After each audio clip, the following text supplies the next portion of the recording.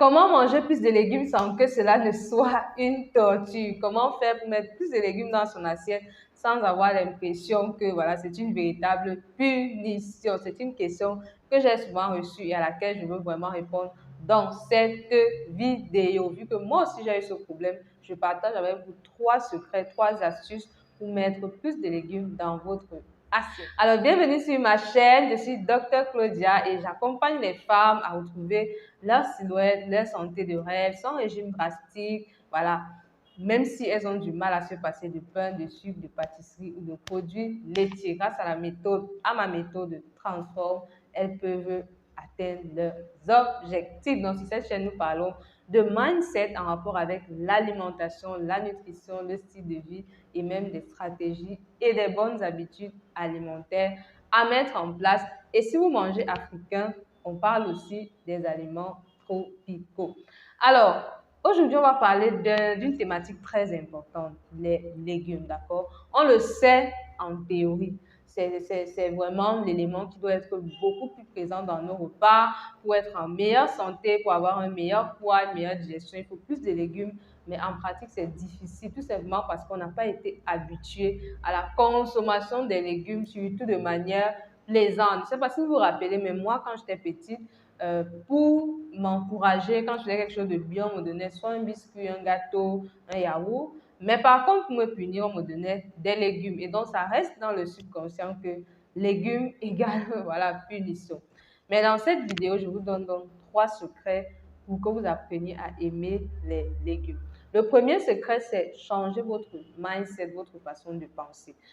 Pour que votre assiette, pour que vos habitudes changent de façon durable, il faut que votre façon de penser change.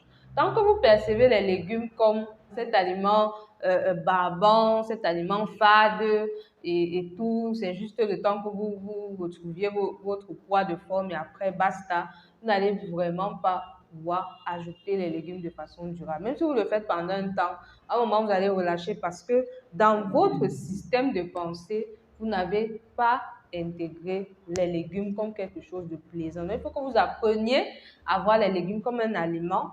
C'est vrai, ce n'est pas, voilà, ce n'est pas comme les aliments raffinés, je vous le conseille, mais ça peut être cuisiné, ça peut être préparé, ça peut être un ingrédient pour se faire plaisir, pour manger de façon saine, c'est vrai, mais aussi on peut le manger sans que ce ne soit forcément quelque chose de fade. Il faut que vous intégriez que les légumes, ça peut être vraiment quelque chose de...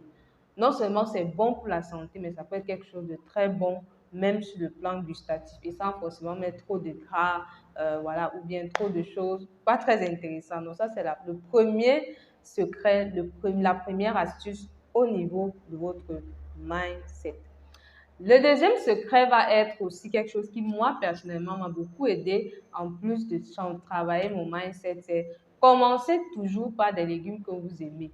Ce qui est sûr, il y a toujours des légumes qu'on aime.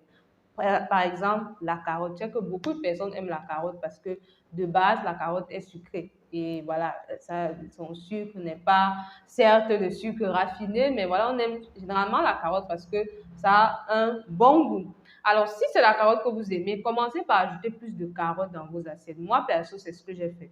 Je n'aimais ni concombre, ni poivron et toutes ces choses-là parce que je mangeais les légumes une fois toutes les 2 semaines, crus comme cuits.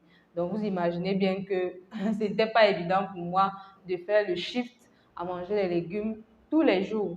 Mais je suis allée progressivement et j'ai commencé par les carottes parce que justement, j'aime beaucoup les carottes. Et il y a d'autres légumes, il y a la tomate, d'accord, ça peut être même la betterave. Si vous aimez, quel que soit le légume que vous aimez, commencez par ce légume-là que vous aimez, d'accord. Vous pouvez râper une carotte, par exemple, vous ajoutez à votre repas.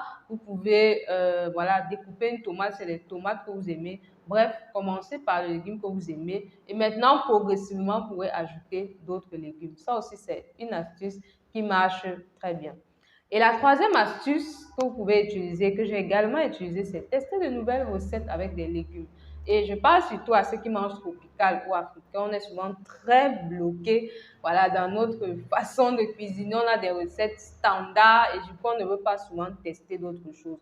Mais tester d'autres choses, tester des poêlés de légumes, tester des légumes farcis, tester voilà, des fruits de légumes au four, tester vraiment toutes sortes de choses. Et même tester des jus de légumes. Moi, les jus de légumes m'ont énormément aidé à mettre plus de légumes dans mon assiette. Et jusqu'aujourd'hui, c'est resté une routine. Donc, en plus des légumes que je cuisine, j'ai constamment des jus de légumes et ça m'aide énormément, que ce soit pour la digestion, pour la peau et ainsi de suite. Donc, franchement, testez de nouvelles recettes, vous allez voir que les légumes peuvent aussi faire partie. Faites par exemple, pour vous faire plaisir, vous pouvez vous faire un smoothie.